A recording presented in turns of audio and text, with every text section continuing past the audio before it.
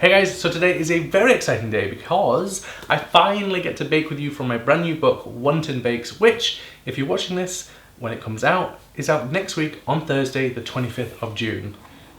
Okay, in the US it's out on the 1st of September, but in the UK it's out this week.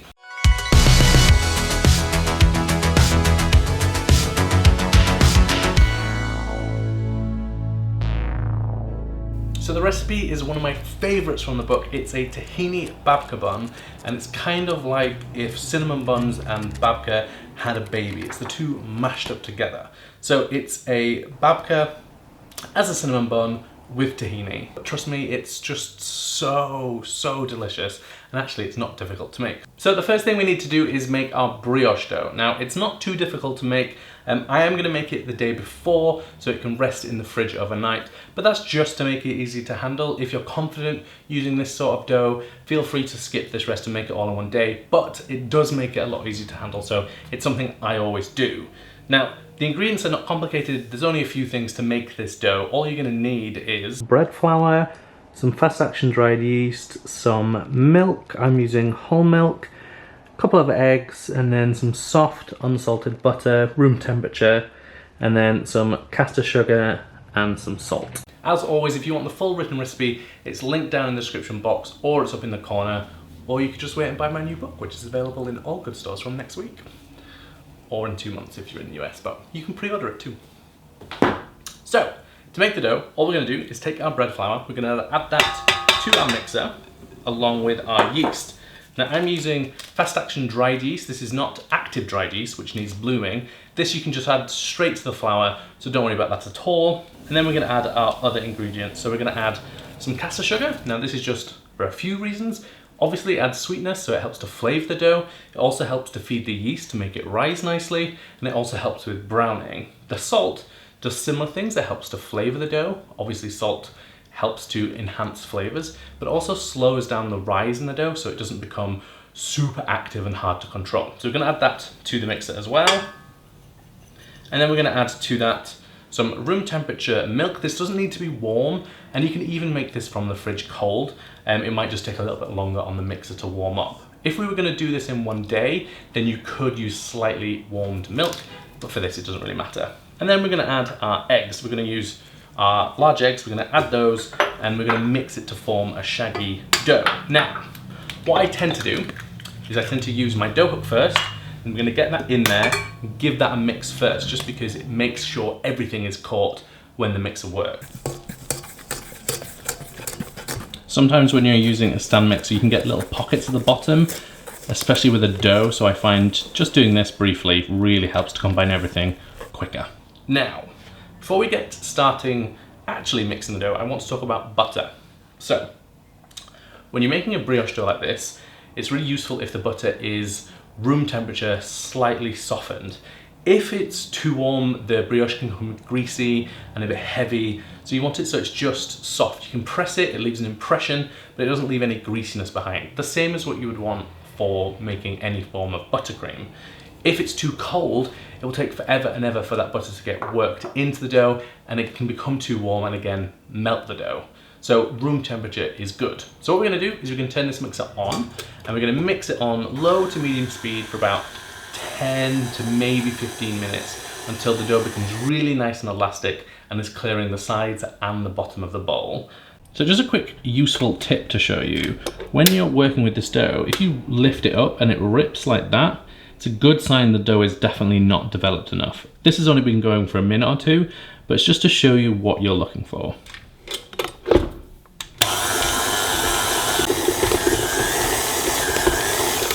So you can see that when the dough is done on its first stage, it clears the sides, the bottom of the bowl, and if you lift it up, it doesn't rip, it stretches, which is a really good sign. So what we're going to do now is we're going to turn it back on, and we're going to slowly add in our butter.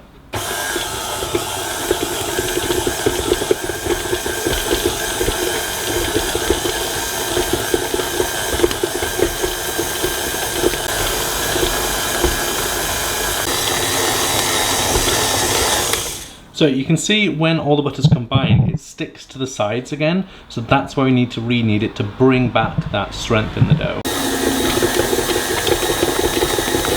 So once our dough has come off the mixer, you should see that it's really stretchy, and we can test that the dough is ready by doing what's called the window pane test. So if you just take a small amount of dough and you just stretch it between your fingers, you should be able to stretch it so thin that you can see through it, that you can see shadows, you'll be able to see your skin tone through it. It's a really good sign that you've developed enough gluten in the dough. So we're gonna take our dough, we're gonna put it to sleep, we're gonna give it a little rest, and leave it in the fridge for anything up to 24 hours. I tend to make it the night before and then use it in the morning. And whilst that's resting, it gives me time to read my new book. I hear it's very good. So after our dough has sat for at least 8 hours, you should find that it is really nice and risen, and it's full of air, but it should also feel a little bit firm, which means it'll just be easier to handle. But before we actually take that out of the fridge, we need to make our filling. And for that, we're only gonna need a few ingredients. So we're gonna need some unsalted butter and some dark chocolate. Anything between 65 or even 60 to 70% will be completely fine. Then you're gonna need some tahini and a little bit of light brown sugar. So we're gonna take our butter and sugar and we're just gonna pop that into our microwave and just melt it. You can also do this on a bain-marie, just over a pan of simmering water.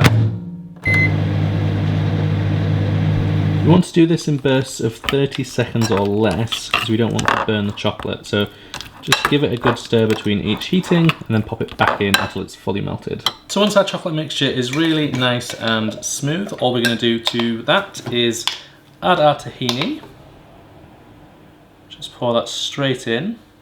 If your tahini's been sat for a while, you might want to give it a good stir because it may separate into oils as it sits. There we go. Then we're just going to add our little bit of brown sugar and then just give that a stir together, and we're going to set that aside whilst we work on our dough. So with our dough, we want to take it out of the fridge and use it whilst it's still cold because it's just way easier to handle. So we're going to take it out, put it onto a lightly floured work surface, and we're going to start by pressing it roughly into a square shape. If we get it into the shape we want to roll it into, it's just a lot easier. So press it into a rough square, and then we're going to roll it out into a square that is roughly 50 by 50 centimeters. Do not worry if this is not perfect, that's just what we're aiming for. But if you worry about perfection, the dough will just get too warm and you'll overwork it and it'll become really difficult. So just get it into a rough square, 50 by 50 centimeters across. So what I like to do once I've formed that square is just press it down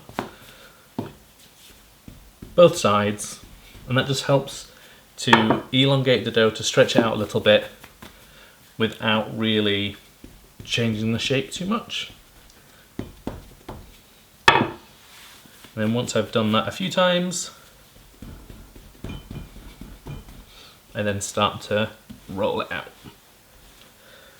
It's useful to move the dough regularly. That helps it prevents it from sticking, but it also helps us form our shape easier. If you do feel the dough sticking either on the top or underneath, you can just add a little bit of flour. So once the dough is nicely rolled out into our square, we're going to add our filling. Now the filling will be quite liquid at this point, but don't worry, pour it onto the dough and spread it into an even as a layer as you can get. Now, you don't want to roll this up straight away. You want to let it sit for a few minutes, because obviously if you try and roll this up now, it's just going to spread everywhere because it's so wet. So now that it's sat on the cold dough, it will naturally start to thicken. And once it's lost its shine and it's gone a little bit tacky, that's when you want to roll it up. But the important thing is not to leave it too long. If it goes fully dry, the dough rolls won't stick together. So leave it just until it starts to be tacky and just loses its shine. So now that the mixture, you can see, is spreadable, but it's much more like a paste. It's thickened up almost like a ganache. All we're gonna do is roll it up. So you want to just fold over the edges and then just working bit by bit, just fold the dough over like this. Once you've got the roll going, we can do it a little bit easier. Just try and keep it as tight as possible. Once the roll is properly established, you can just use your hands just roll it up.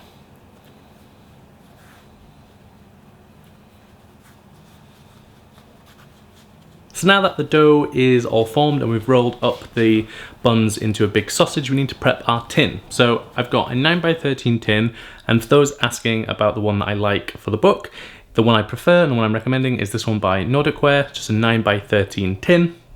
All we've done to prepare it is lightly grease it and then line the base with parchment paper. Now, to cut the buns, you can use a knife if you want, but I find actually, because the dough is quite soft and the filling is quite messy, it's easier to use unflavored dental floss. So all I do is I mark along the edges, along the top where each cut is going to be. You can use a ruler to do that, or you can just do it by eye.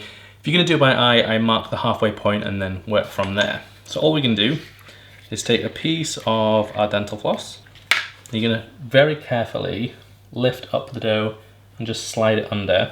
And then you take it like this. You line it up with your mark where you want to cut it, you fold it over itself, and then like you're tying a knot, you just pull it through, and you get a really nice, neat cut like that. And because we let that filling set just a bit, it doesn't ooze everywhere, you get really nice, neat cuts like that. So all we're going to do is place the buns into our tin. My two end ones are a little bit small, so I'm going to place those in opposite corners so that the shaping is nice and even. Because these have sat for a little bit as I've filmed, they've started to puff already, but that's fine. So we're going to cover these, we're going to let them prove for about 45 minutes to an hour until they've really expanded, and when you push them, they are nice and puffy feeling. So now that our buns are risen and puffy, if I press them, you can see they've got lots and lots of air inside. They've all met the edges. We're going to pop those into the oven that's been preheated to 190 degrees Celsius, which is 170 on a fan oven. We're going to bake them until golden brown. So whilst our buns are baking for about 30 to 35 minutes, we're going to make a simple syrup. So it's just equal parts sugar and water, thereabouts. And then to that I'm just going to add a little bit of vanilla.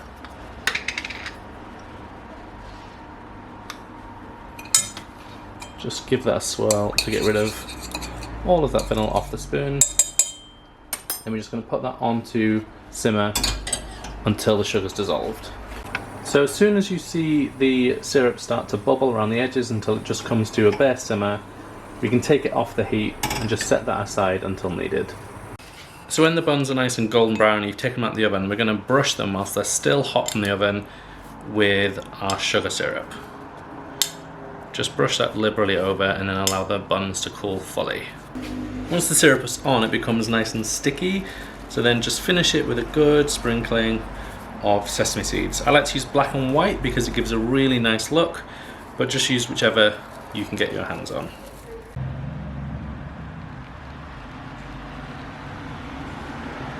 So that is the finished recipe. These are the tahini babka buns.